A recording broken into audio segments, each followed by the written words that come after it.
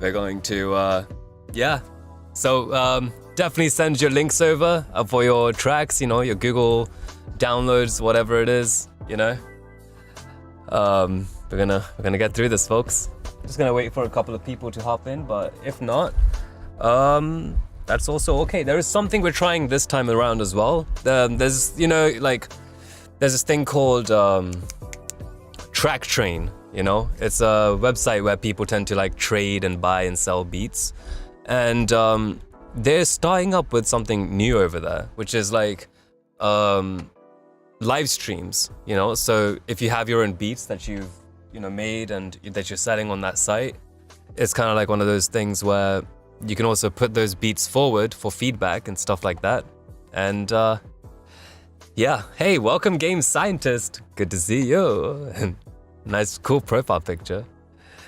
What up? It's the nice music. Doing great, homie. I hope you're doing well too. It's a pretty hot freaking evening. It's been hot as heck lately. So yeah. So yeah, let's see. We're gonna listen to a track first by a user named Paid Hotspot. If you guys want to do submissions, then I'm just gonna send over the link to you right now, like how to, you know. But I think you guys already know how to get your track submitted. But just in case, I'll send over the link. Here it is, folks. Yeah, you can just post it there.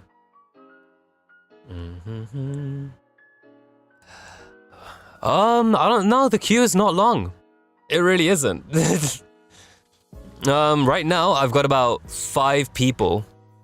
But if you want to skip, you know, feel encouraged to do the tipping thing. You know, that always helps. But yeah, right now there's like 5. So yeah, 5 or 4, yeah. Excellent. Are we ready? It's okay. Just put, you know, submit your track anyways, and we'll find a way to, you know, get you this much closer to, you know, turning that 2 cents into a whole $2. Okay, hopefully more than that. Isn't that fantastic? Great. All right, I'll start with the first track. Here we go. This is Paid. Do do do do do do do do do do do do.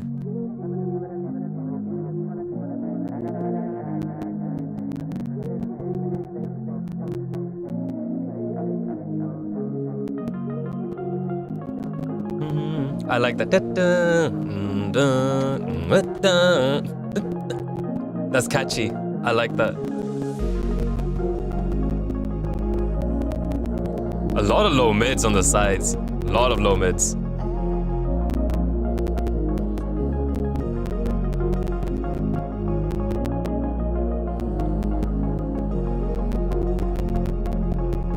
Here we go.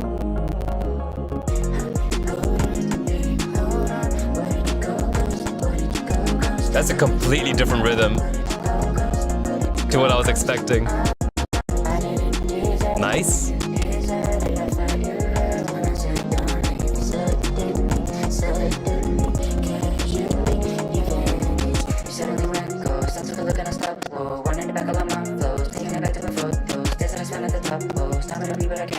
I like that. I actually like that. Like, it's not matching what was here, but it's still cool.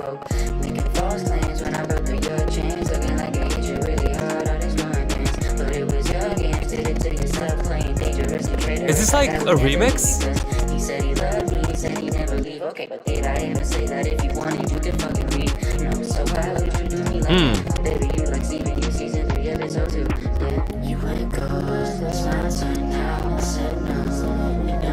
Okay. Why do I have a cloud over here?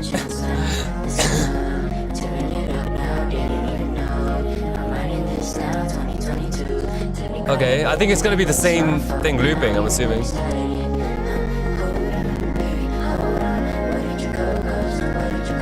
Okay, bridge.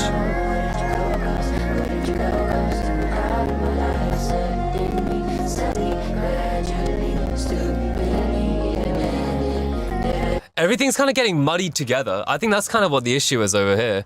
You know, like, and I think that's what happens whenever we have like a lot of like low end that's on our sides. Everything is buried like crazy, you know. And let's demonstrate real quick, right? I'm just gonna quickly get this thing open, head over to this view over here, and let's hope to God that you guys are gonna be able to hear this. Because if not, then I think I can just probably just get a plugin. But basically, what I'm talking about is essentially there's a lot of like low mids on like the on the side area, and I'm going to show you exactly how to fix that.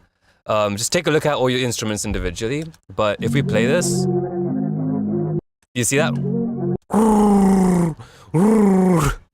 You know, it's pretty crazy. So if we just you know, reduce this, not just like just using an EQ like this, but a side one.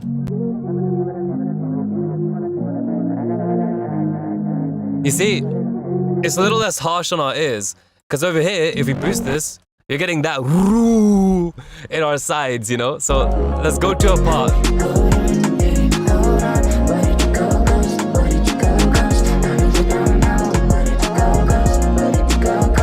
There's something muddy, there's like something muddy happening over here too. Like,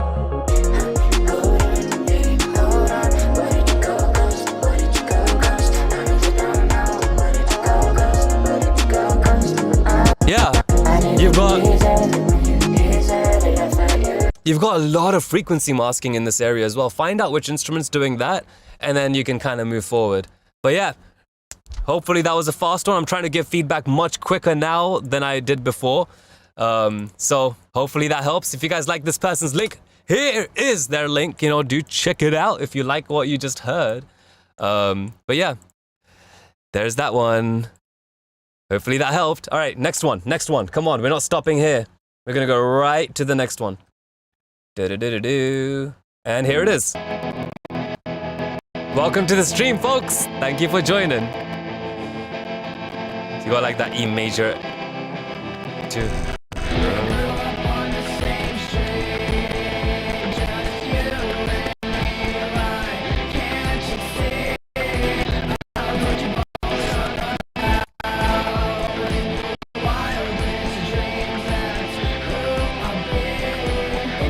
Okay.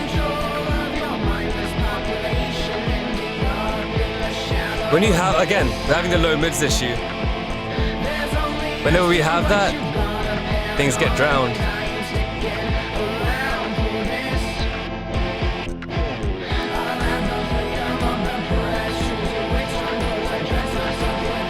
So, this guy asked me for feedback on the lyricism. It's hard to hear it.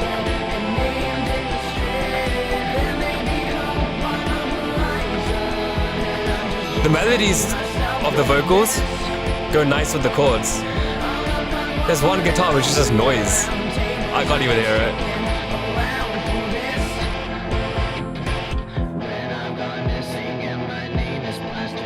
That's cool.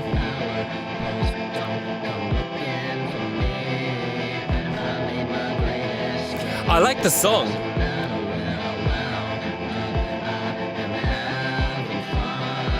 This is the link if you guys want it.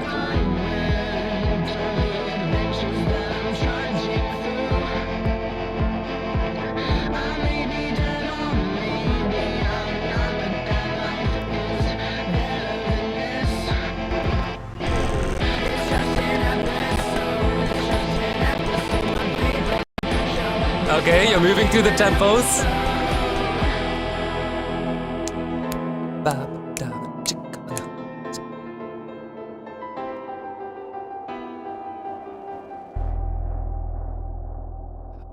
Okay, yeah, homie. I think it's just the same thing. Like, it's the same thing as last time.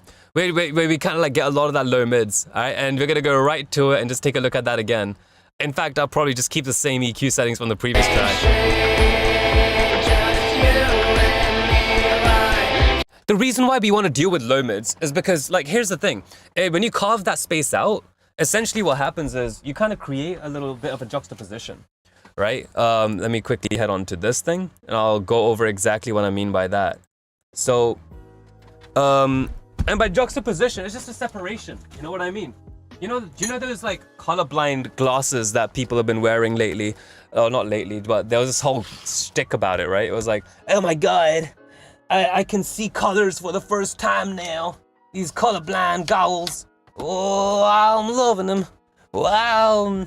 Oh my God, I'm no longer blind or whatever. Like, they're super excited about it. And that's because, like, what essentially happens with those glasses is that they basically like kind of create a dip in certain colors, so you might have like these different cones that we have, and I'm gonna really quickly demonstrate this, but it's not that hard when you cause a little bit of a contrast between two, okay, so I don't know exact technology in regards to like how these glasses work, but I'm going to try to use it as an analogy more than anything else. All right, let's open up Paint real quick. Let's get through this. And we will put this on the other monitor. I'm sorry, folks. I should have set this up before, but I didn't think that I'd be using this today. But I want to get this point to you guys. I think you guys might find it interesting. So, where is it? Paint view. Great. And it's working first time. Boy. All right. So when you have like a spectrum, like you have different cones. You have like, the red, the green, and then you have like the blue color, right? Oh, I was so close. I was drawing such perfect curves, and then it just happened like that. All right, let's see again. All right, so you have these, and the way you like make someone perceive something as a vibrant or a contrast is by actually like spreading the like blues a little bit more. They're kind of dipping these like overlapping areas. So when you dip these, like let's use a gray just for like as a cut, if we just dip those areas, like just kind of, the contrast between these ones feel a lot more. This feels a lot more bigger now. The difference, you see where I'm coming from? Yes, clarity would be like, a lot of the high frequencies. I'm just looking at color right now, right? But you get rid of these areas, you do a dip, and now you've got that massive difference over here. You're not looking at like a little bit of masking in this region, you see? But yeah, vibrance, that's how you get it. In fact, and so when we're looking at frequencies, my homies, I am going to say that it's pretty much the same thing. If you have like, let's say a spectrum, and you have like some, low frequencies around here, and they're going like that. You have some middle frequencies around here, and then you have your highs, whatever. Now, all this masking and muddying will make it all feel like it's kind of stuck together. So a good thing to do in this situation would be to remember you have different bands. Keep them separated for now, right? Let's say we have our drums, or like our basses and our low end. Keep them separate, And then you have your other band, which is going to be, a different band, and then a different band, and so on, right? I'm just doing 3 for like demonstrative purposes, but you keep them separate, you'll be able to do a lot of that stuff. Now, you're going to be like, oh, Vich, now all of these things sound extremely distinct and too clear and too clean and too separated. And that's when you can, use things that would glue the track together. Gluing means basically, whether you have some THD, like total harmonic distortions, analog stuff that you push it through, you can kind of get a little bit of that, noise and whatever, like underneath here, kind of like maybe a little bit of saturation, which could kind of, be added across here, all these different ways to glue it all together. And then also dynamically, if your track is like, pumping like this over here, you glue it together. So you have like a pump over here, you have like a slight little one, but your dynamic over here is like, like that. What if you just like, glued it together using a compressor, that tamed the transients all relatively equally, brought some things up and other things down, you know, like maximizers and, you know, low-level compression would do. And then you start getting something really beautiful, you know, like something where, you know, this will be around here. Now you have this pumping about this much, and your green one is doing the same thing. So I hope I'm not getting lost on you guys. Hopefully this is making sense. You keep your elements clean, distinct, and clear. You don't want to overlap and do all that stuff too hard right from the beginning. So if you're asking about mastering, you can do that, but your mix needs to be good in the beginning, you know? Do bussing, you know, to do your gluing and all that stuff. And if you're talking about gluing, yes, some distortion and stuff can do it. Some, you know, your dynamics can do it. Your, you know, adding things like reverbs can do it, you know. A lot of things can glue a track together and fill in all those spaces, and they will. So make sure you're doing very clear frequency masking, or like preventing frequency masking, like on top of each other like that, and you're making it clearer than that. So when you go to it, yep, gotta bust it down. That's it. Your mix is just asking for it. Baby, just bust me. Yeah. So yeah, that's how it kind of works. And so we'll just take a look. All right, let's quickly go back to Ableton. That was an abrupt stop in the music. Sorry about that. All right, here we go.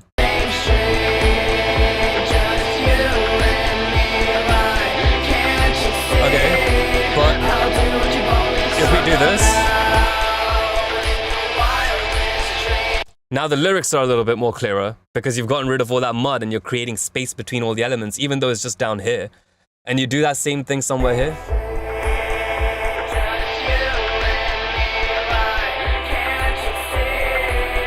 I've just cut stuff and we're hearing the lyrics be louder. All right. So, hey, it makes sense. All right. So, guys, hopefully that was helpful. What we're going to do is we're going to take a look at the next one. All right. The next track is by Burning Polyethylene. Okay, I'm not gonna look at the first one, I'll look at the second one. I'm assuming you want me to, like, this is the one you want, you know, because that's the one that you sent your link to. All right. His Revive. All right, let's download this and let's play it back. Excellent. Here we go. Here's the track, folks. Let's hear it. Feel encouraged to tip, folks. It makes me want to do these streams more. Actually, I enjoy doing them anyways, but it would help. I just buy a beer, that's it. Here's Burning Polyethylene. This is their link.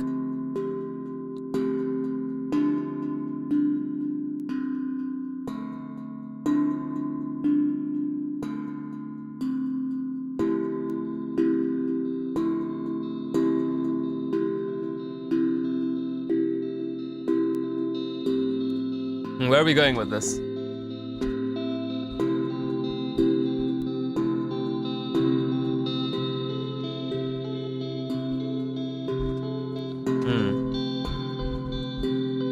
It's going pretty slow. But maybe that's the point.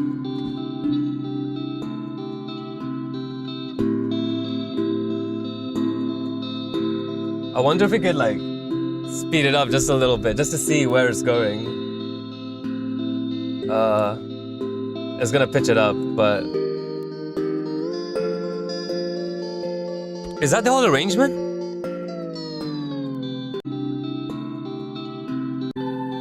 Okay, there's something different here.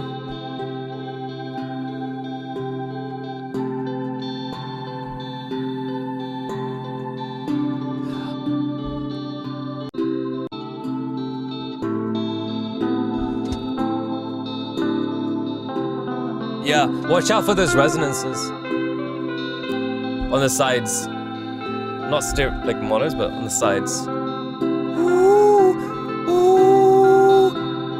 Yeah, careful of that stuff.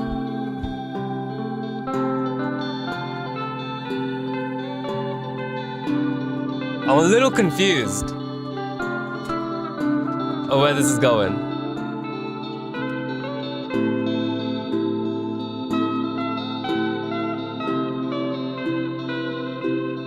Could work on the solo.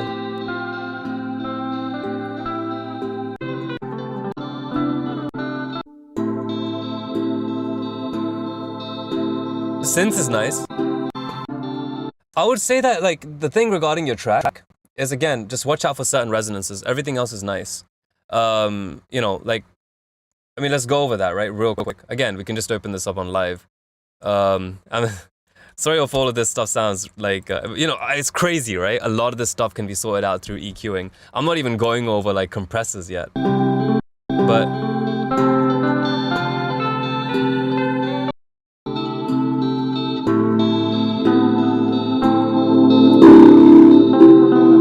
you know, like this little area.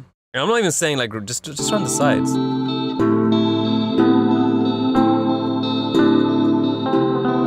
Just like, oh, that's why it's so dramatic. If we go down to 3, there we go.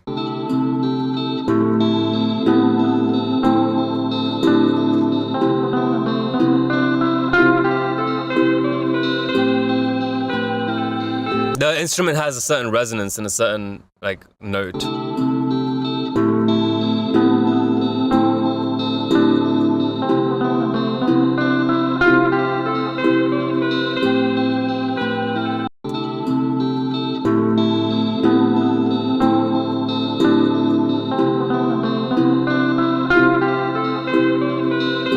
Yeah, maybe not like a mid-side, just a regular EQ, because it's affecting everywhere. Yeah, for that one instrument, see if you can tame some of those like resonant areas, you know? And that's pretty much it. All right, hopefully that helps. I guess there's no more submissions. Guys, what's that? Come on, is that it? Is that all we have? Okay, well, I guess, what can we do? Any questions you guys have? Anything you guys want to talk about? Are there any like videos you want me to take a look at, you know, and just like kind of make a comment on them or something? Feel encouraged. You know, if you like how some things are done or whatever, we can go over that too. But in the meantime, I guess let's see. So okay, I got a notification from my Discord server. I could probably just you know, open that up. And I think it was in the producing forums. There we go. Oh, here we go. Here's a little thing. Fear of producing as a beginner. I love music and I want to produce. I want to definitely write songs, create beats from scratch. I like audio synthesis from Super Collider. Or that niche are afraid to start some reason. Is it because of silence? Oh, I see what they're saying. So what they're saying essentially is that like they have an issue where it's like, oh, when I open up the door, I have like nothing there. And that silence is pretty jarring or haunting. But I think like the best way to deal with this is change, like, I think it's a mentality thing. If you're hungry, you don't, you know, you make your food because you want to eat it. Like if you're hungry, you go get your food. If you have the silence, you feel that silence in, you know? And I guess like it's always good to start things off with a jam. I know that like a lot of times whenever like musicians are kind of working together, and music tends to be a more collaborative thing. It's only been recently, since it's been, you know, mostly I mean not recent, but like in contemporary music, it's only recent that you're getting like an influx of like band music or like collaborative music made with what do you call it, like one person, right? So it helps to have like maybe a drum laid out or something like that and just jam along to that. It also helps to maybe just grab a sample, like a drum loop of Splice or something, to just start off and get creative juices flowing. You can replace it or just keep it if you like afterwards, you know? So yeah, there's plenty of ways to not have that silence in the beginning. You have intricate beats, listen to that, it just feels like debilitating to a producer. You don't have intricate beats to listen to or dissect, you just have emptiness and I appreciate the silence, but I think it feels like debilitating to produce something. Yeah, well, I mean, you got to jam, you know, and the way to do that is just like kind of have something in your mind already. You can like, you know, one way that I give feedback to myself when I'm working on my own music or like for other people and things like that is, especially for clients, I'm thinking that the client's sitting there with me. You know, that's one way, but like I've connected with them as an artist first and I kind of get where they're coming from, and now I'm trying to implement that emotionally. I think that if you're trying to go for something which is like, you know, what is it? Whenever you're listening to your own music, it's a good idea to kind of not, like, even when you're songwriting or whenever you're kind of generating any ideas in general, it helps to not have it expository, not having it in an expository manner of listing it chronologically. Like when you think in your day-to-day life, you're thinking of the words, right? You're thinking of the things that you're saying, you're gonna say, or you're thinking with a word set. Even when you're writing lyrics, some people, like a lot of people tend to have this thing where it's like, okay, well, I am going to write da-da-da-da-da on this thing. Does that work with this? There's just like, they're using logic, and that's cool. That's fine. But the problem that gives is that the end result when it comes to music is not necessarily a logical one that people resonate with. So what you need to do is run that information, all the sound that you have in your mind and everything, and run it through your perception of when you hear things, you know? Like, make it so that it's going through the same channels in your mind that would normally be used for, you know, from your ears, you know? So when I'm hearing something in real life, it's going through my ears, and it feels like it's almost intuitive, you know what I mean? Like where it's coming from. But when you're writing lyrics or coming up with music, or you need to listen to something, don't listen within that chronology of the prefrontal cortex, like in the front of your mind. Let it come through from that perspective of, hey, I'm listening to this from, you see where I'm coming from? Like, hopefully that makes a lot of sense. But yeah, guys, remember, submissions are open. If you wish to submit a track, feel encouraged to do so. I am excited to take a look at game scientists. I genuinely don't care, to be honest. Don't care about what? What do you not care about? But yeah, let's see. So far, it's an empty list. Yeah. If anyone has any burning music questions or audio questions or anything to do with that, we've gone over some really cool stuff. You know, keeping elements separated, you know? That turns out really, really nice. So yeah.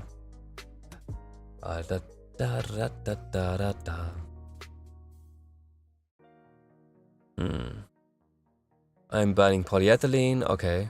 If you like, you can play the second track. Okay. Let's take a look at the second one.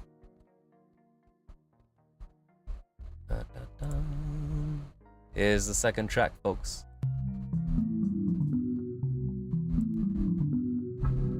Have you got something in mind that you want Vichy to take a look at? That's a really confused little sign there. Whoa!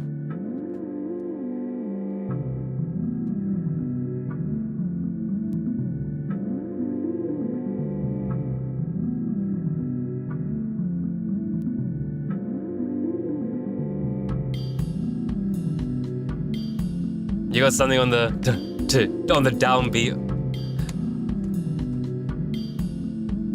You got a kick on every downbeat. And when you have a snare on top of a kick, it can feel a little jarring. It's a little confusing.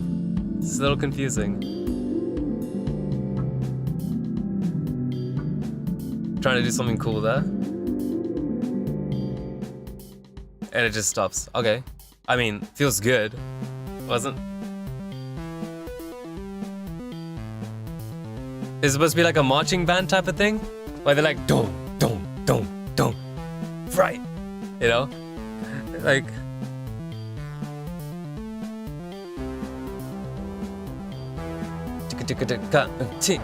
Okay, whenever you're making beats or rhythm, number one rule, and I always say this, right? Always move to the music you're making. Always do that, because if you can't move to your music you're making, then who will? And at the same time, you will start to feel when it gets repetitive. So, and it's also another thing that it tells you is, how are you expecting the audience to move? How are you gonna dance to this music if you had to dance to it? I'm not saying, you know, particularly dance, I mean movement, because what is rhythm? Rhythm is basically what rhythm is an instruction manual for your audience on how to move. So in reality, if you're going to be playing this, how are they supposed to move? Are they supposed to be marching? Like, what is this supposed to be? If it's for a video game, you know, what is the character supposed to move like? What are people supposed to feel when the character is moving? You know, is it supposed to feel like, oh yeah, this guy's a little soldier, you know? He's a young soldier because of this, like, you know, naivety in the instruments, you know? Like, but otherwise, take a look at this. Listen to the track on your own. Because I'm over here, and it's been like 1 minute in, and I'm just 2 minutes in, and I kind of stopped moving like ages ago, right? But, and even if you were to move, how, right?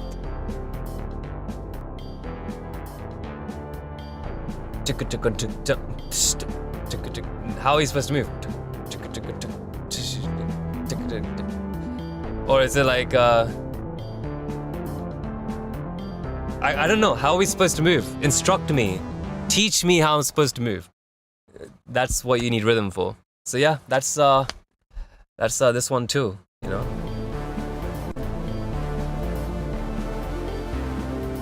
And if the rhythm is getting repetitive, you know, like the drums, people will feel that. If it's like the one thing connecting the entire track, and there's no change in it, it can still feel a little bit repetitive. So yeah, there's this one. If you guys are interested in burning polyethylene and, you know, seeing how they progress, which they might do, you know, they might actually, you know, which good chance, you know, so go check them out. But other than that, hi, what are we doing? You know what? There's some old submissions I could take a look at. You're asking me to take a look at mixing. I think I've gone over the same stuff regarding mixing in the previous one. It seems as though we can probably cut this stream a little bit shorter, which is nice. Let's see if there's one more.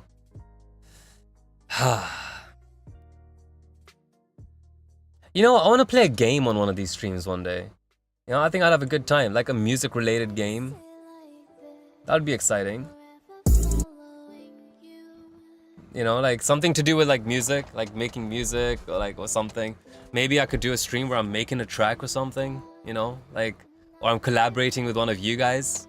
You know, if you guys want a lesson, just let me know or something. We can get on call, live stream it, and that'd be interesting.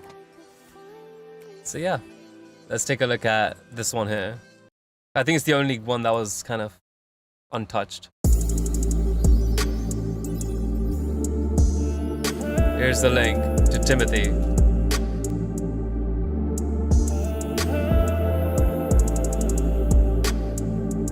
The reverb feels cheap. Okay, here's the thing, the reverb feels cheap. And why does it feel cheap? Because of the fact that you have like this reverb with a really small room size with a high decay time. And then the other stuff, like the other ambience and the other instruments are telling me that, yo, dude, we are in a really large ethereal kind of space, but then your hi-hats sound like they're in like someone's bathroom. So that's why the reverb sounds a little cheap on that hi-hat. You hear it?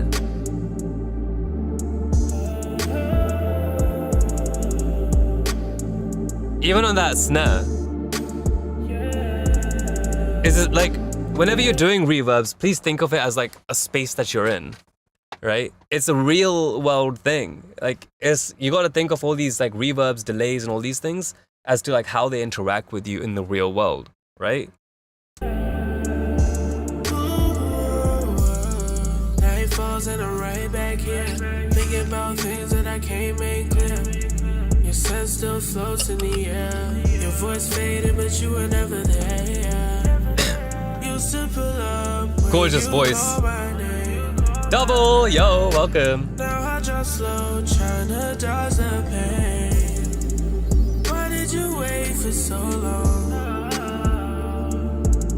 Had to make me drop a song for you. How did it, but I said my truth. You're getting a little harshness in the highs.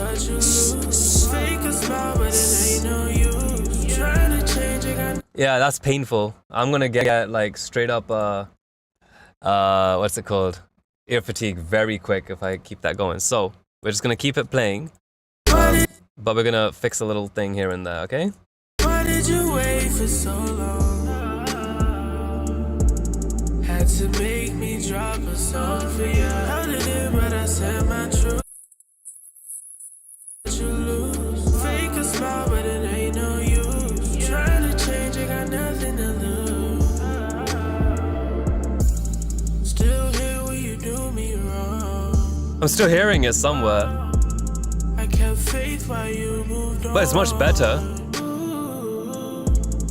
Now my heart's where it doesn't belong. Yeah. As I'm sitting and singing these songs. Still getting it, but it's okay. Held it in, never said my truth. Told myself I would cut you loose. Fake a smile, but it ain't no use. Trying to Put it on the vocal. Trying to change, I got nothing to lose. Yeah, put it on the vocal. I'm just dipping like the entire thing, but if you did something really like nicer on the vocal, it'd be much nicer. Yeah, maybe around 2 kilohertz. Actually, there's something up here. I know there's something in the like high Why end. did you wait for so long? No, this area is fine. Make me drop a song for you. Yeah, this part's fine. It's not 2K. You could boost 2K even. Why did you wait for so long? It's like it's like a little whistle that's coming through his teeth almost, even though it's not that, but feels like it. Why did you wait for Yeah, it's somewhere up here. It's definitely up here. so long? Yeah, it's there. It's around the 10 kilohertz region. You have like so whenever you have like something around 10 kilohertz, above that is called your air, right? So around like 9.7 to 20k or whatever, like that shelf is called your air. And when you boost that too much, you get this thing called brilliance, and it can really like start to hurt you, you know, like especially when you're listening through. So for these areas, it's good to like compress them and like keep them a little bit modest, you know. Yes, keep them like bright and keep the song sharp and all that, but don't have this like sudden spikes up there because that can hurt, right? That's why we put one of these things on. Now, if we take a listen again. Why did you wait for so long? Now, if we turn that off. Why did you wait for so long? Why did you wait for so long? Let's go back to this area. Why did you wait for so Why did you That little chit over here. Just that chit. Did you Let's just take a listen. Let's put that on loop.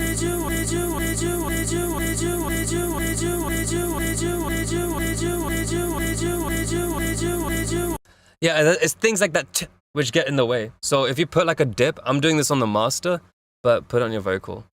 It'll be much nicer. And you want to do it dynamically, you know, just get a nice compressor and, you know, like you can keep the band a little sharp. You don't have to keep it like super wide. Like if you use something like a Pro MB or any kind of multi-band compressor like Pro MB, yeah, I'm using Pro Q, but I would personally use this one or any, you know, multi-band. I would even just like maybe sharpen this up a little bit and just keep it for that region, you know. Just taming this area, yeah. Just treat the area. Use a multi-band compressor, exactly, as Double is saying right there.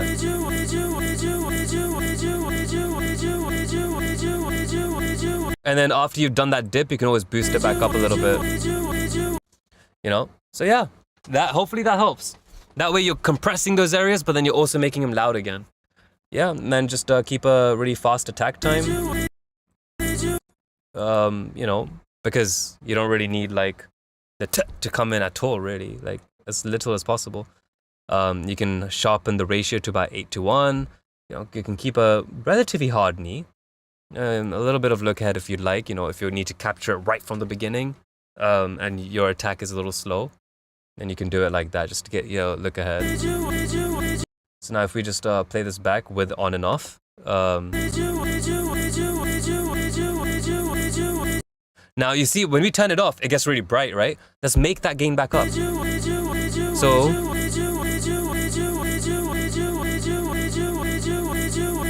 okay. So what I've done over here is I flick between the back and the fourth. I listen to the one when it's turned off. How bright does it feel, right? And then I flick back and forth so I can see the difference between the dullness from the compression that I've done. The dullness because of the fact that I did the compression, right? And what I did it to the point where it erased that error, that issue altogether, right? But then it did make it dull. So now I'm going to listen to what it was like before, the brightness and the loveliness that I had, and boost that so that it matches. So now you won't get that harshness like all the way through, and it will blend in with the rest of the stuff, and that'll be pretty nice. So let's hear it a little bit played back from here. Now I just slow, tryna dodge the pain. Why did you wait for so long? Now I just slow, tryna dodge the pain. Why did you wait for so long? See, over here it gets painful, right? Why did you wait for so long? Why did you wait for so long? You see that? It feels a lot more blended and it feels good, right? So yeah. Yeah, that's that, hopefully that's helpful. I think that's Toto. He's done a fantastic job. Had to make me drop a song for you. It's like kind of those old Rihanna vibes, right? Is it just me? But like that one where it's like, sex with me, so amazing. You know, like something like that. All right. Well, does anyone else want to do any submissions? Oh crap. This shouldn't be here. But yeah, does anyone else want to do some submissions? Anyone's or are we all happy with today's stream? Anyone want me to take a look at one of their tracks? You know, we might have a good time. I can give you some solid feedback on how to make it better. I think that, you know, if you take a look at the previous streams, we can oh, submissions. So basically what you can do is you can submit your track. Let me send the link so that you guys can know exactly how to do that. Here you go. This should take you to a website which looks like this. And 1 second. Here we go. So it should take you to a site that looks a little bit like this. And you can just like submit your artist name, your if you want to like drop a link for me to send over as well. Yeah, you don't have to send your DAW project files, just like MP3 or WAV is way more than enough. If you know, contribute, you'll skip the queue, but in all honesty, there isn't a queue right now. And yeah, is there anything specific you want me to take a look at your production? So yeah, that's how the form works. Feel encouraged to fill it out. I'm gonna be here for another maybe 15-20 minutes. Yeah, you can submit something that you've started a few days ago as well. You know, I'm thinking in the next stream, I could just do that lesson, because I think that like, you know, the one about how to collaborate, and just do that and not take submissions. But I can do submissions for the one after that as well. So yeah, I'll let you guys in on the queue and how that's turning out as it gets built up.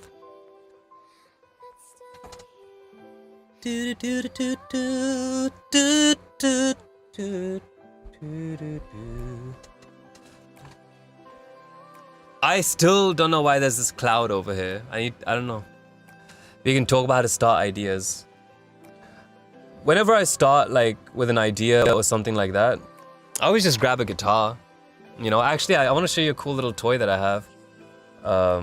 You know, I think you guys might be able to maybe appreciate this one. So let's say I have like, where is it? I have this guitar, right? And I'm not sure if I've shown this before on stream, but you have this guitar plug, right? This is how a guitar plugs in, which is fine. But there's also this thing over here too. And I'm going to show you exactly what that is. So you see it's turned on. And if I strum it, that's fine. But then what I can also do is I can, the same way that I can, oh wait, is that coming through twice? Here we go, yeah. So the same way this works. So yeah, we have this guitar, which is fine, but this guitar does something really interesting, which you probably have never seen before. Okay, I click this one and it doesn't work. So what I have to do is just kind of restart it. But I think I've already kind of spoiled what it does. But here we go. Check that out, yo. I can do...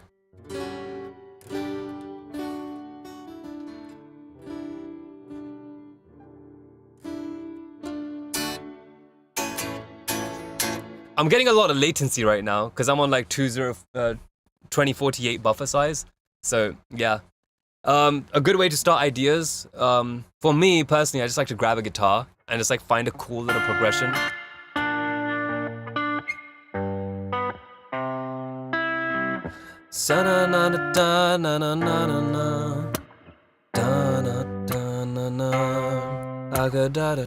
You know, and then you can kind of like just do a top line in that way. All right. Let's take a look. If you want, try to remove the sidechain compression in the last track in the playlist. This is my account on audio. Okay, well, let's take a look. Do we have any submissions now? Going through what we just went through? All right. Okay, none yet, and that's okay. In the meantime, we can take a look at this, this UDO thing. All right. So what is this? These are your tracks that you've made?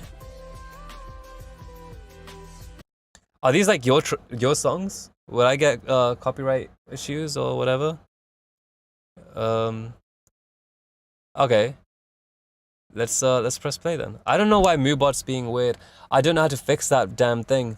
I had a friend help me set it up. I gotta figure that out. Let's press play. Is there no volume? Oh.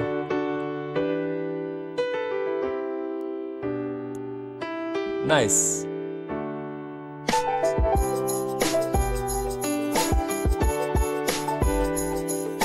Oh, this is some classic pop.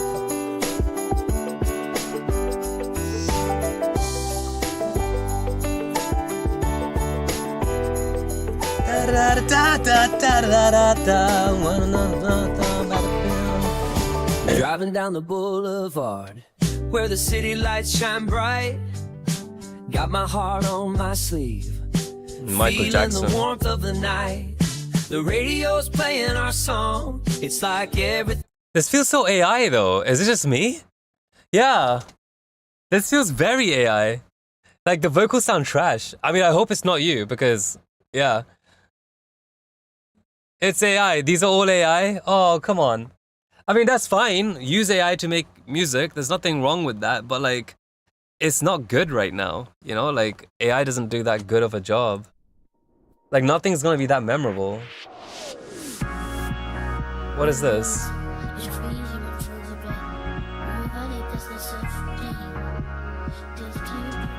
Are we just listening to AI music? Okay.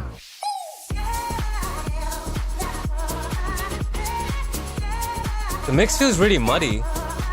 The boom feels off.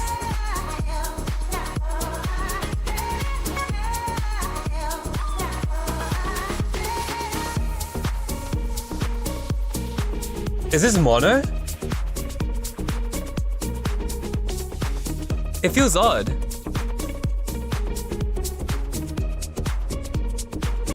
Yeah, I mean, I get like, you know, it feels, I'm sure it's stereo. I can definitely tell it's stereo, but like, it feels mono. I wonder, I can't download this, can I? So that we can make it better. I mean, one thing I know we can do is basically just low-key just kind of, yeah, we'll get to it. We'll get to the singing. Just before we do, I'm just gonna like record it in. Yeah. All right. The city lights are fading, but your memory's burning bright. I hear your voice in silence like a whisper in the night. You left your oh, that's not nice. My soul, I can't let go. I won't let go. Yeah, every step I take just whoa, he got really leads me close. back to you.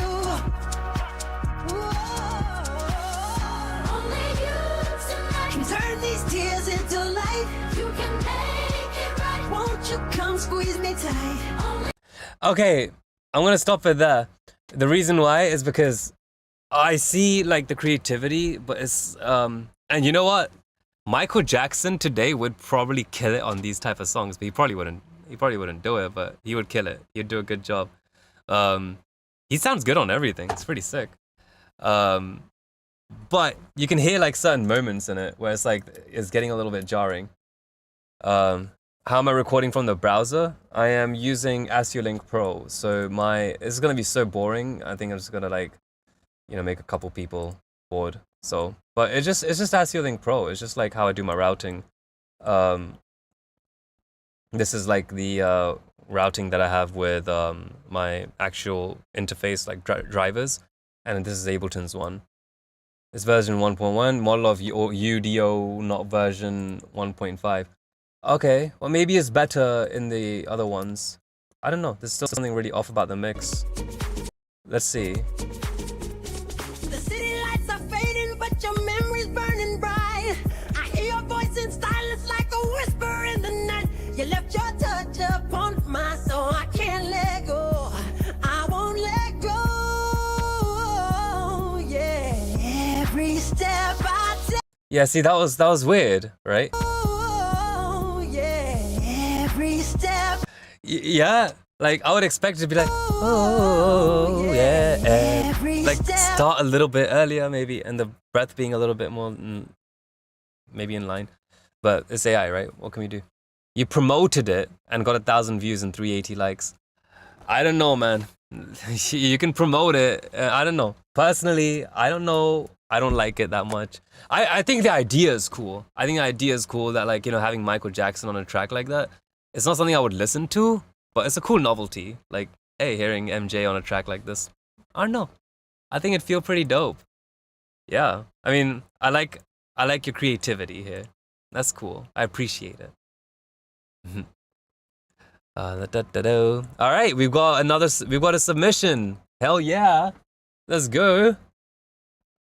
All right, we're gonna get to it right away. Anas, Raining in Poland. Instrumental temp. Okay, so Anas did mention earlier on that this is like a work in progress, right? And he's just started on this. You can't get what you want on UDO. It's accidental. It will not let you get your singer's voice output right. Yeah, okay. That's gonna be a problem, right? Hopefully it's one that can be resolved. But honestly, I would say like my view on AI is just that like if it makes things easier, then that's great. I don't have a problem. What the hell? This is supposed to be lo-fi. Fine. Yeah, I don't mind like AI in music. In fact, I think some people have a job when they shouldn't be having a job, And I don't mean this in a way which is like, I just mean that like some producers aren't producing. Some, singer-songwriters don't really even want to sing-a-songwrite. They just, and it's just like, I don't know. I think that having AI hopefully will eliminate the people that are like, being arrogant about it, That's what I'm hoping, that it gets rid of the arrogant musicians and it keeps the ones that are humble, that connect with the culture, with the people, and I think that won't be replaced. But I want certain other things to be replaced. I want mixing and mastering to be replaced. I want mixing to be much easier. I want it to be something that people don't really need to think about. I want it so that like everyone can be an artist and you don't need technical skills, You don't need like crazy technical skills. I don't want that anymore, I produce for a living. So it's not like I'm saying this from a sense of, but I do know I'm also a creative, like I'm also an artist. I'm also somebody who likes to come up with ideas. And yeah, I don't want to sit with, as an artist, I don't want to sit with a producer who hardly gets what the hell I'm trying to communicate with them, that is just rush through everything, don't really, yeah, I don't like that stuff. The further away we can get from like those producers, yeah, as soon as they're all fucked off, like the easier it'll be for everyone. I don't like those types of producers, the ones who really don't connect with you as an artist when you're trying to convey an idea. I'm not saying like, be my therapist. I'm just saying that, hey, if I'm saying I want this type of sound, I want them to be able to follow through. Like, know what I'm talking about, get it there. I don't want people complaining about some bullshit like, oh yeah, here's the thing though, if I, increase the the bass, then you're gonna drown out something else. Are you sure you want that? It's like, bro, are you kidding me? Do I have to go down there and actually tell you how to do your job? If you're getting the issue where turning up the bass will drown out other things, then maybe mask it. Maybe I don't have to explain, like get rid of some lower mids, and like maybe you should just boost some highs, and maybe that's what I'm talking about. You know, like, so producers now aren't really producing. You know, that as far as I know, the ones, like a lot of the ones that I've seen. So if AI can get rid of all those people who don't really connect, then that's good. Good for me, because hell, even if it takes over my job, I'm happy, because then I can go back to writing songs and doing all that fun stuff. Well, what AI does is it lets people explain what you want, but it can't do is layer audio. It's not really very good at that. Yeah, well, it's not. Yeah, AI sucks ass to this, like even now when it comes to music, and hopefully later on there'll be tools that helps do these things better. I think if an AI is utilizing tools to make it easier for them to get things done, then it's great, but some people use AI to completely make the whole thing. Yeah, and if they're able to convey every complex emotion and every single thing that they're feeling and resonating and all their ideologies that they need to get across, if somebody can do that with just one prompt on AI, which in my opinion is impossible. Like, I don't think you can just do a prompt and get it down. I just don't think that's ever gonna be possible. Until you have an AI that knows your entire history, your entire everything. It knows about, you know, it's able to predict you like to a 99%, you know, and your pattern specifically, a model that an entire like 138 billion parameter model that is modeled just after you and your habits and everything that you are, then maybe, there's a 50% chance that one prompt will get you exactly what you were feeling and present it in the exact way and everything. I don't know. I don't see it being possible. I don't think so. It doesn't work on a general level. It has to be an individual level. If there's an AI that can edit based on post-generation prompts, yeah, that would be great. I think if there was an AI that could just be like, hey, I want these drums to be, you know, whatever. There was one agent that can be telling you things like, oh, you mean this? Is this what you potentially mean? That like, oh yeah, you know, you want your drums to feel a little bit more oomphy. By that, do you mean this? By that, do you mean like something, are you okay to compromise this against this? Or, hey, I noticed that this thing, we can move these to the side so that this element of the drums, the snares or whatever, can come through a little sharper. AI should be, you know, and if AI can work within a DAW, the same way that you have IDEs doing coding, you know, that'd be great. I'm happy. The more AI that works, the better. But the more AI that makes jargon, it's a bit like, well, I guess you still need people to experiment, right, with this technology. Yeah, an AI that basically listens to you and tells you, you know, and just totally gets where you're coming from. Yeah, UDO or whatever, I'm sure that's not going to be, you know, useful anytime, like in that capacity. I think it's going to be useful in the sense of like, okay, it gave me an idea for a rhythm, you know, because it gives you, yeah. Hey, nice, 55. Oh, 55 and still alive. Well, we'll be alive for a while. But yeah, let's hope that AI does something good for us musicians. And if not us musicians, I just mean for anyone that has an artist within them. Even if they are not somebody who knows how to use a DAW, even if they're not, you know, let's hope it contributes. First, start off with I would recommend to like AI manufacturers, is let's first start off doing something where, you know, musicians can get their prompts down to get the tones and sounds that they desire, you know, or arrangements. Work with arrangements first, right? Once we do that, we can do incredible stuff. Yeah, absolutely. And this is why I'm saying that, like, you know, again, I think that AI and music and art and things like that, hell, I would let it take all my stuff and like do whatever, right? At the end of the day, I don't want to be a mixer. I think mixing and all that stuff is an art form, but it isn't, you know? Like, I'd say like most of mixing is not an art form. All of it isn't an art form, apart from the one side where you're making creative decisions. But that side is such a small side, and people tend to kind of get mixed up, right? Because here's the thing. If we really take a look, right? And we take a look at, you know, the different responsibilities of, let's say, mixing or like mastering, let's say, right? Mastering is, what is mastering? Mastering is basically what you're doing to your track before it goes on streaming platforms. So before streaming, right? What it will be like, so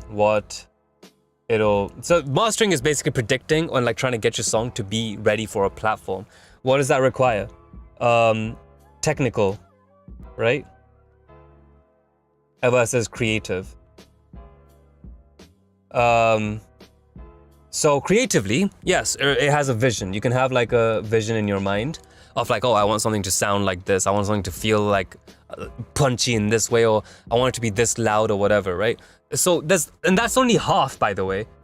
Because the thing is, vision, you can even do it competitively. You can be like, hey, I want my song to be extremely loud. So that would be on the technical aspect, but for the sake of argument, I won't do that. Okay, so mastering, what do you need to know for mastering? Like, you know, if you're actually taking a look. How to use plugins, how to use DSP, or even analog, right?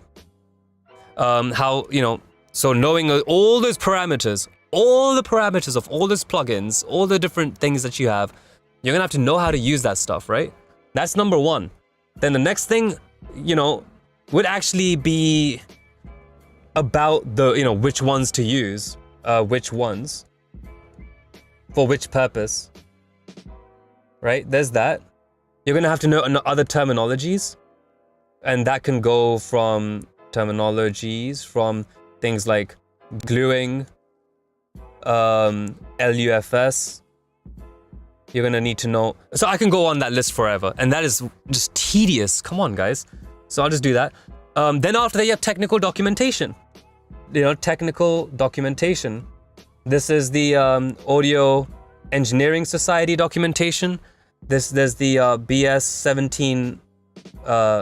1770R for radio communication by the International Telecommunications Union. So there's that. There's a lot of things to look through. There's way too much. So you tell me, people will be like, oh, mastering, and also on top of that, you're trying to make it audible, right? Like mix, like level wise and whatever. And I'm not just talking about mastering, I'm talking mixing and mastering. So you're taking a look, trying to make it all audible and things like that. So you tell me, how much of it is technique and how much of it is your creativity? How much of it is a creative process?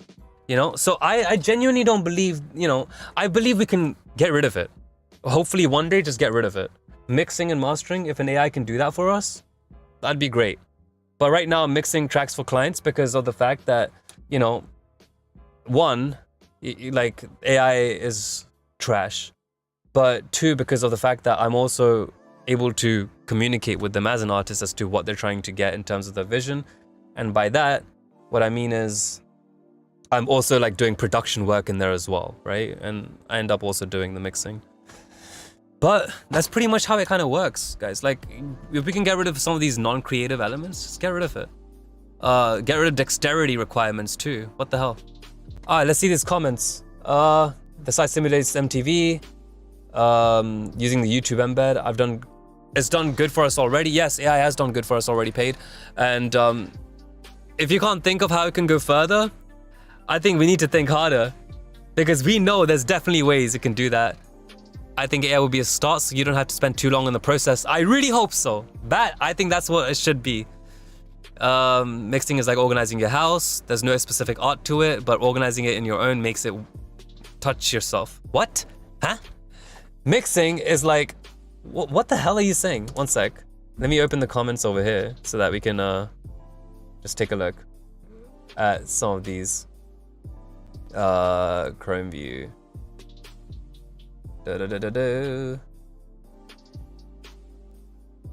Aw, hi. Is there a way to like just show chat? Mixing around 22. Where was it? Yeah. No, it's gone. But mixing is like organizing your house. There's no specific art to it, but organizing it in your own way makes it a touch of yourself. That is true. I agree. It does make it a little bit more you. But like, you know, there's a lot of things that can make things more you. Like, it's a bit like, if I make a coffee, like, you know, getting like something that grinds it for me would probably still keep it me. You know, if I know everything else that I want. Maybe that's not a process that makes the coffee me, but more of, you know, the ingredients that I choose, that I, you know, well, and that's how I feel about what personalizes a coffee, right? Because you have Deadmau5 who used to do things like, you know, make his own album covers, mix, master everything, print his own CDs and all that crap. And that's what made him feel more him, right? You can UDO, you can load it in sound. Like, but right now, those same people saying that would make it more you are using samples from Splice. So you tell me, what is less you? Using samples from Splice, which you have not created whatsoever, and then doing some stuff to it to make it feel like it's more you? Or tweaking, you know, a balance and doing all that stuff between the different tracks. So yeah, I got a computer science degree with a minor in art. Congrats, bro. My brother works at Hughes. Okay, well, that's pretty much it. All right, let's take a look at this track, folks. We're gonna listen to this one over here and give a little bit of a review.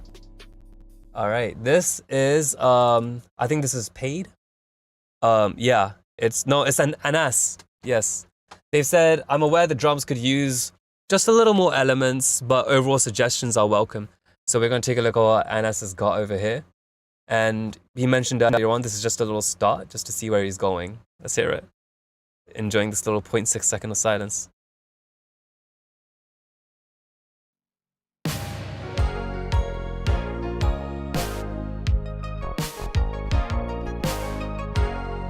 Oh!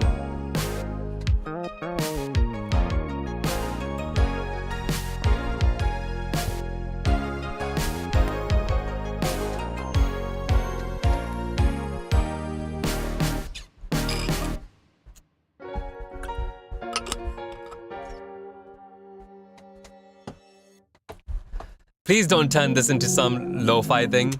That is special. I love it. Good job. You could turn this into something really spicy. Oh.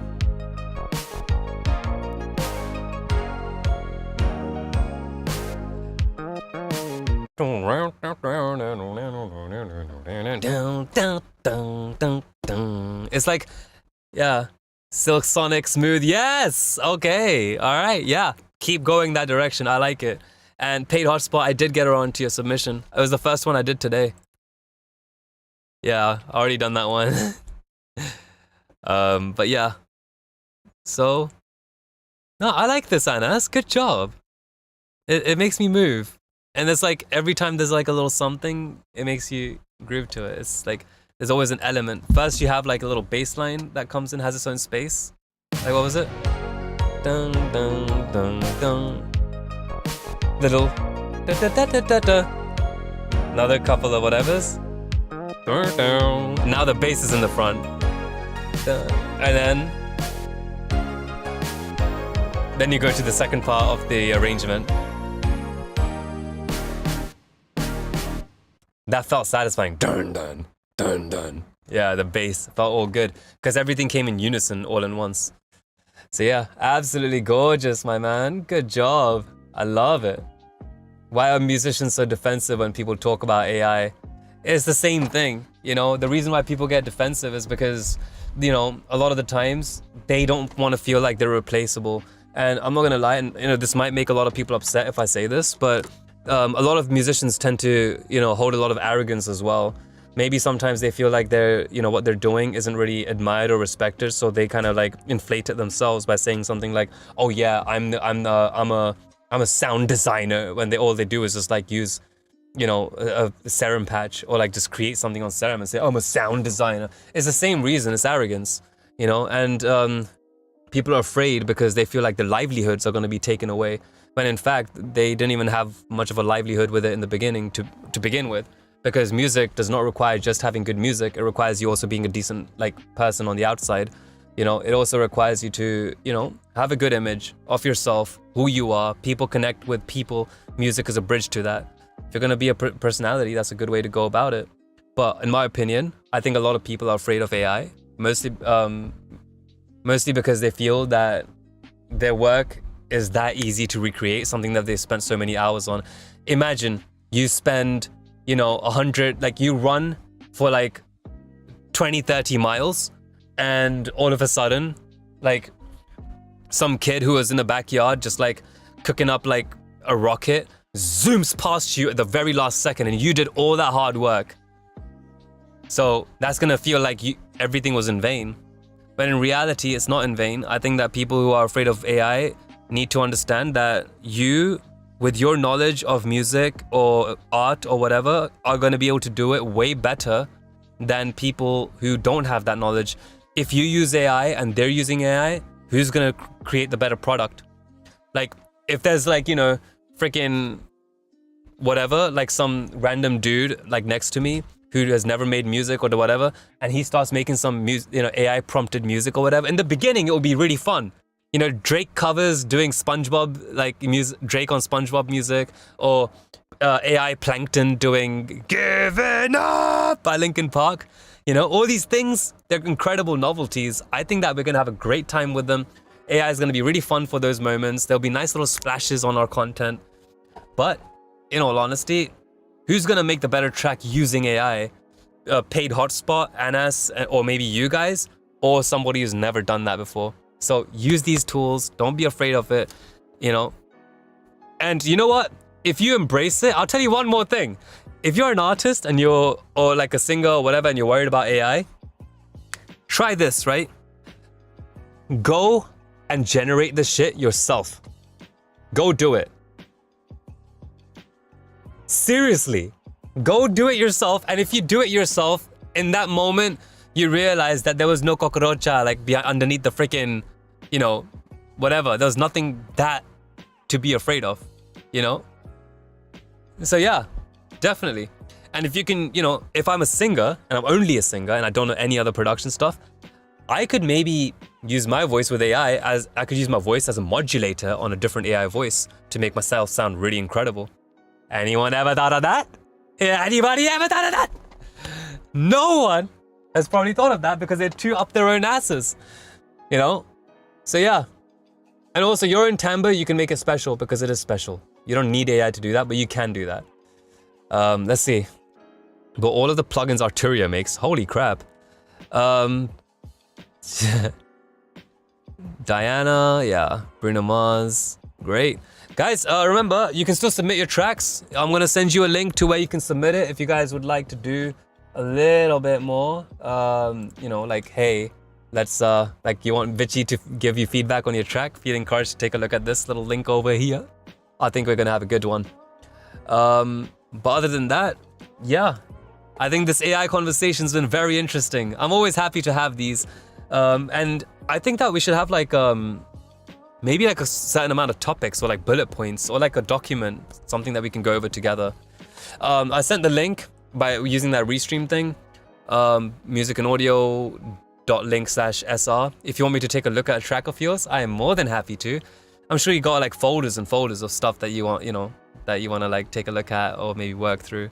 So yeah, we just took a look at Anas's right now and it was really fantastic.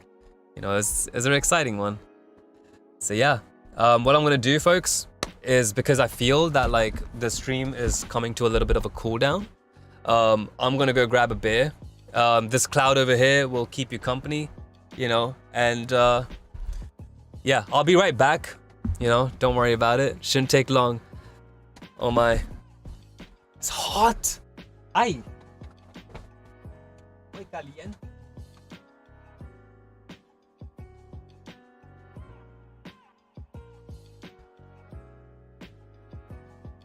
Okay.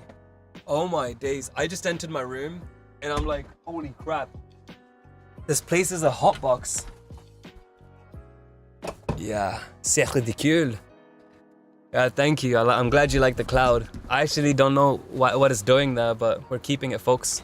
We're gonna roll with it. Oh, you guys can hear that tapping, can't you? Let me move that here. Yo, you guys want some ASMR? I don't know if this will come through, but here we go. This is my favorite sound in the world, guys. Check this out. In fact, what I'm gonna do. Okay, that wasn't as fizzy as I thought. There you go. This is the Vichy ASMR channel. Hello, folks. Today, we're going to go over an old fat man in an English pub pouring a beer. Ho, ho, ho. Merry Christmas, folks. Ho, ho. Yeah. That's okay. I know that's a lot ahead, but I do this because I don't want like the beer to get all like gassy and like, oh my gosh. So, and it stays carbonated, especially when it's chill, so don't worry about it. Oh my. Any submissions? Let's take a look. No. Alrighty. You know what I always wanted to do is basically take a look at like a mastering tutorial and just kind of like follow it live on stream. So I'm gonna do that right now. I'm going to head over to Chrome View and I'm gonna go on YouTube and I'm just gonna search up how to master, okay? How to master a song. I wonder if we can just like, oh, let's take a look at a short. Why not do that, huh? They had some over here. The secret for loud masters. There's a 6-hour course over here. Stop this, negative 14.4. Okay, what does this use? I'm gonna show you a trick that the pros use to get really clean and loud. Oh, they're gonna show us a trick that pros use. Oh my. Who's the pro here? And am I a pro? I do this for a living. Does that mean I'm a pro? Do I do this? I'm gonna show you a trick that the pros use to get really clean and loud mixes and masters. Pay attention to my master here when I turn my limiter that's at the end of the chain off and play the drop. Okay, it's clipping. That's 0. You notice how the instrumental mainly exists right around 0 dB, and it's only really spiking on those transients like the kick and snare. That is a very intentional mixing decision. If we turn it back on, you see everything's just nice and at 0. And the way I've achieved this is if we go to our buses for every individual element, like for example here. All right. This is our lead. At the end of the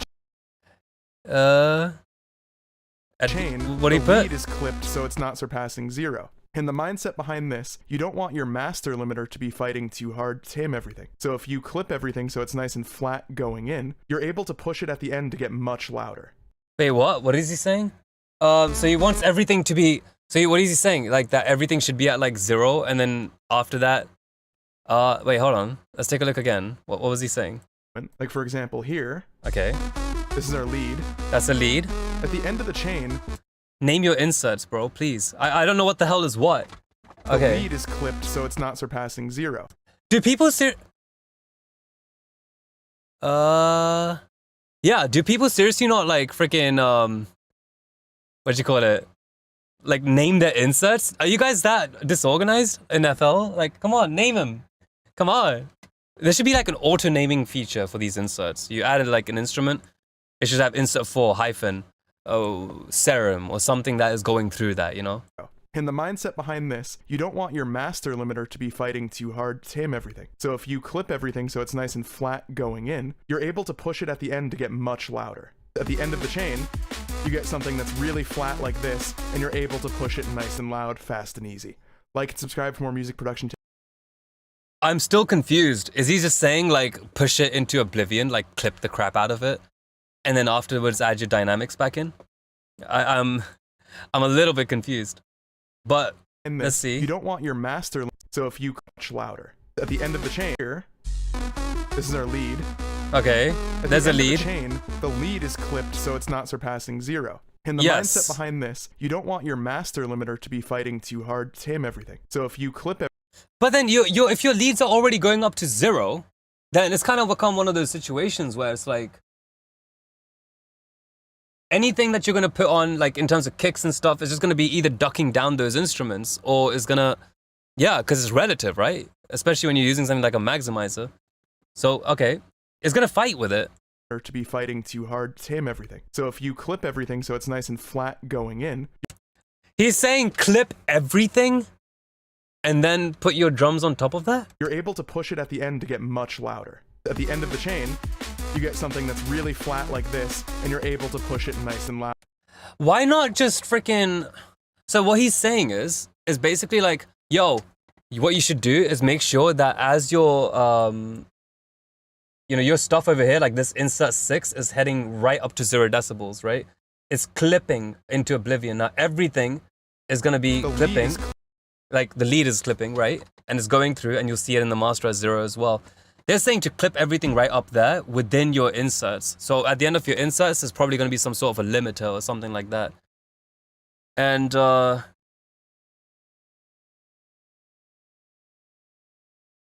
mean, why not just like add like a gain adjustment thing in your, in your master or something later on if you wish to. I mean, you could do it all in the mix as well. To be fair, that's actually pretty interesting feedback. I mean, advice. Personally, I do keep like clippers in like a lot of channels, only to tame certain unexpected transients. Like if it was me, what I would do in this situation is, let's say I have like a bunch of instruments, right? And I'm taking like this guitar, these things over here. This is just like something scrap I have just to kind of help me through, like if I'm like going through something silly or whatever. So if I have like a bunch of instruments where it's like,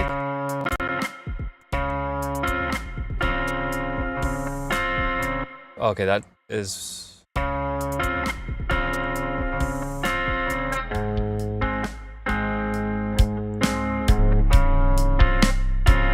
so if I have something like this, I'll probably put a clipper or a saturator or something, because the thing is you can get a saturator, and generally you can decide what the output is going to be, like the final clipped output.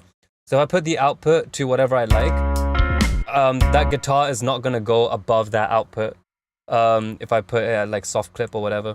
And you can even put like a clipper, like let's say what you call it, like the Sonics Oxford one, but honestly, like even a limiter is okay sometimes. But I like to put limiters and stuff on the end of buses, right? If I open up, I can't wait, because I have this a cappella group that I'm like doing a mix for, and the way that I've been doing it is putting like a limiter at the end of every vocal bus. Like we have the sopranos and the altos, and those two would be in a group. Like these two, like sopranos, and then the other group would be altos. And in that bus, I would put like a limiter or something nice, that would really make it pretty. And that works out pretty nice too. So, yeah. Like an L3 or something, like if I have like something down here, let's say, this little guitar.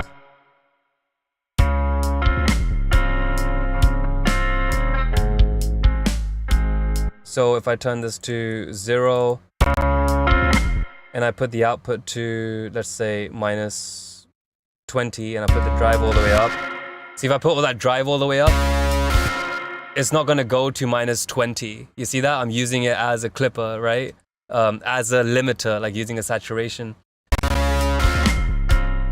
So just having it mildly will make it so that, like, what it essentially does is like, by having it a little bit mild, yes, if it clips, you'll be able to like softly round that off, and that can feel really good. Not feel really good, but not feel unpleasant if it gets to that. You see where I'm coming from? So there's that. You can always approach it from that angle. Yeah. Or, using one of the L3 or L2. Sometimes I just use like an L2 stereo, and it works out just fine. Oh, by the way, that wideness did not come from the L3. That was because I turned off the monitor.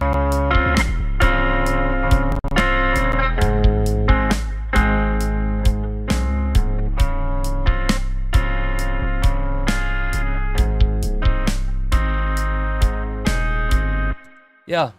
So yeah, like adding like a little bit of like some clipping or whatever.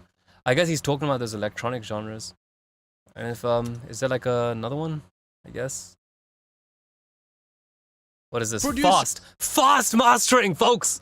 Let's Today I'm see. going to show you a couple of tricks that will make you able to master your tracks in just 2 or 3 minutes. Clean all the frequencies below 20 Hz and above 20,000 Hz because the human ear cannot perceive them. Careful, because when you do that, you get phase. So here's the thing. If it's your master, then I guess it doesn't matter too much. But if you're doing it within your mix, I would say be very careful, because let's say we have like you know, like let's say we have like an EQ and we do a cut like this. What that does is essentially, I'm gonna show you this as a demonstrative thing. But so let's say like you have this thing, right? You have a cut like this. What it does to the phase polarity is that everything, you can like think of this bottom bit as like a, you know, what's it called? Like minus 180, and the other one, like this top, as like 180, right? So like your waveform down here, all these frequencies are going to be flipped. So everything inside of this will be inverted. So anything that is cut from here to here, like, you know, like in this region, is going to have that phase polarity flip. So yeah, you can cut things down like that on the master, but if you're doing it on the mix, be very wary. You could also do your cut around 20k as well, because honestly, like, you can't hear it, I get it, but you are going to get that same type of all passing type of thing where the phase polarity flips. But if it's on your master, again, I don't think it'd be too much of an issue. Just use your, you know, yeah, let's see what the next thing he says is. Clipped so it's not surpassing 0. And we go to conventional mixing decision, and it's only Wait, this is the same one? Wait, on The this. same EQ clean 3 minutes. Clean Okay. all the frequencies below 20 Hz and above 20,000 Hz because the human ear cannot perceive them. On the same EQ clean all the resonances you don't like, but be careful to not make any aggressive cuts since you're affecting the sound of the whole mix. He's doing like 2 decibel cuts in certain areas. I mean, also, what type of EQ is he using? He's got 0 latency one. Okay. By the way, if you don't want to have that issue that I was talking about with the the phase being flipped up and down, you can use a linear phase. However, what that does is introduce like pre-ringing. Like, so you get a whoop sometimes. So there's that issue. Let's see. Hertz and above 20,000 Hz because the human ear cannot perceive them. On the same Okay. EQ clean all the resonances you don't like, but be careful to not make any aggressive cuts since you're affecting the sound of the whole mix. The thing is that how are people even gonna know what it means to get rid of the resonances you don't like? In my opinion, you should probably just do that within the mixing process itself. And I get that some people would be like, oh yeah, but you know, like when you have a bunch of like analog stuff put together, you'll probably get certain resonances in certain areas. Yeah, you could do that. But the thing is, we got to be a little bit more clear as to like how to tell people like how to look out for resonances, you know? I guess what he's saying is if you don't hear it, don't remove it. But this looks very calculated, you know? Oh yeah, like let's remove like 6 point something kilohertz just below 1K so it sounds less nasally, you know, like all that stuff. Use an SSL compressor on and make sure to have a very slow attack in it. Okay, about these SSL things, you gotta be careful because they do have an impact on your what you call it, your frequency balance, you know? Like sometimes these SSLs, like if you take a look, right? I'm gonna show you right now. So if we have like 3 different SSLs, so we get the waves one, the what you call it, the G. No, let's use the UAD one, right? So we have a UAD version here.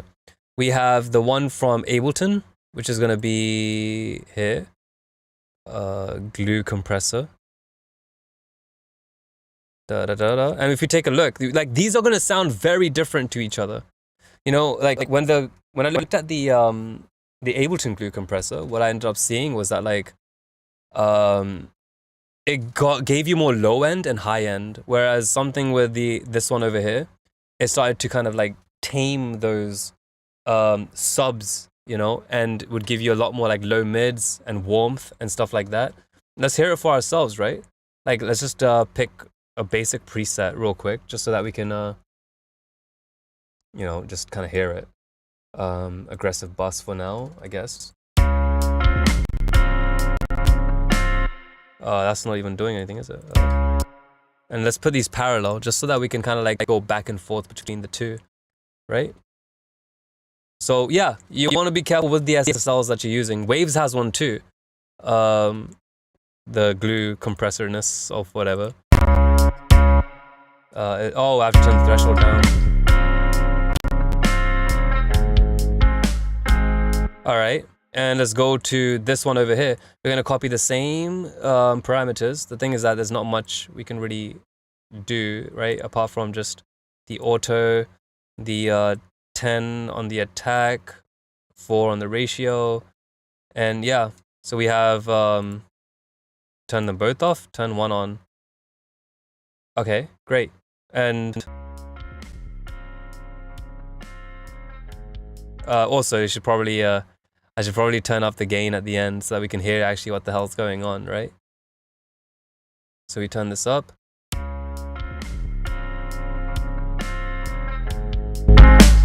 Whoa, what happened there? Because we forgot to turn the threshold down, right? So the way we're gonna do this is we're gonna take a look at how much gain reduction this is doing. We'll go to like -16 on whatever, and then over here we'll do the same thing. So it's going to like -16 as well. Yeah. All right. So they're doing about the same compression. Now, this should sound very similar, but we'll notice that like it does sound quite different.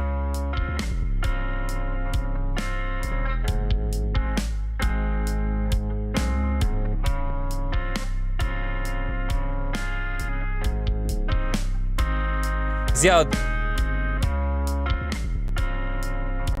I'm gonna turn this one up just to match it.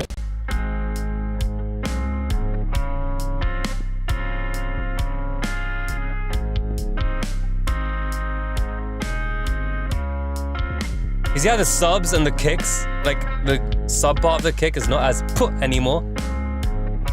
But over here, the sub transient is still there. You see that? So, you know, saying slap on an SSL compressor, be careful. Because with the UAD one, it gets rid of that punch in the low mids. And I think Waves has one too. I know I brought this up before. But G...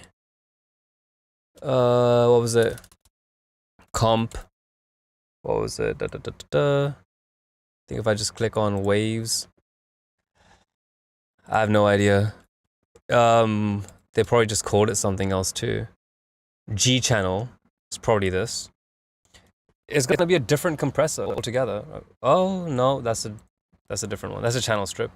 But anyways, so as you can see, they do sound different. So be careful. Listen to everything. Are your kicks still sounding good? So when you're following things like this, know what everything is doing before you just throw it on, right? On and make sure to have a very slow attack and a very fast release to get all transients compressed. In the threshold, play until you see the little meter move around -2 to -4 decibels. Since you're mastering fast, use a clipper to turn up the volume of the final mix. Set the output to -0.2 and turn the gain up until you see the meter hit around. Okay, so he's saying use a clipper at the end on your master chain, and then after that just drive your music into that clipper.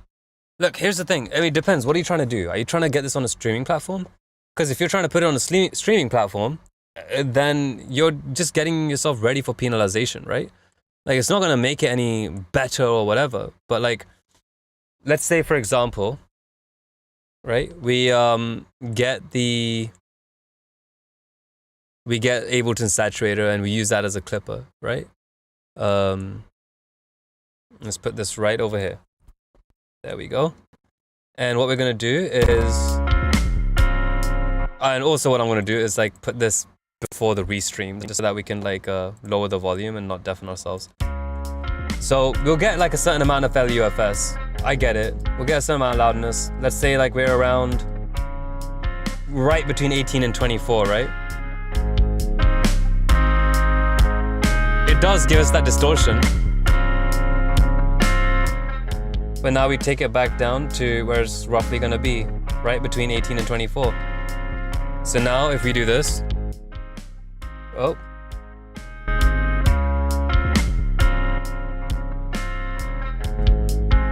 when it's off, you know?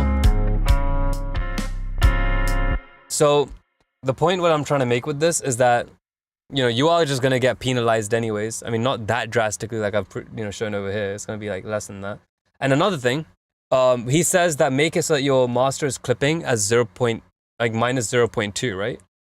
Well, if you're posting on something like Spotify, what's going to happen is that, so now we hit 0, right? Oh boy.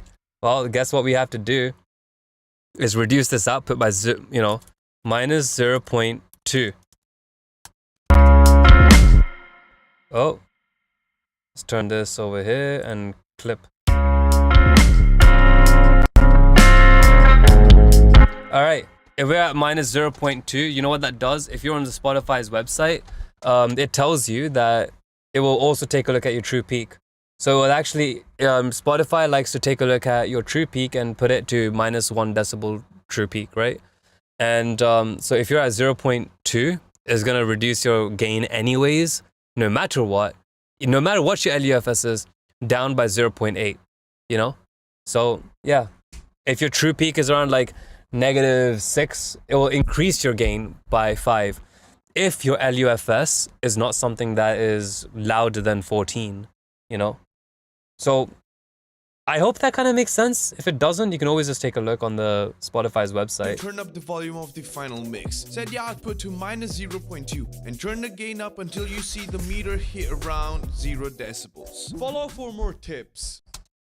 You put it up to minus 0.2 and you put the meter up until it hits 0.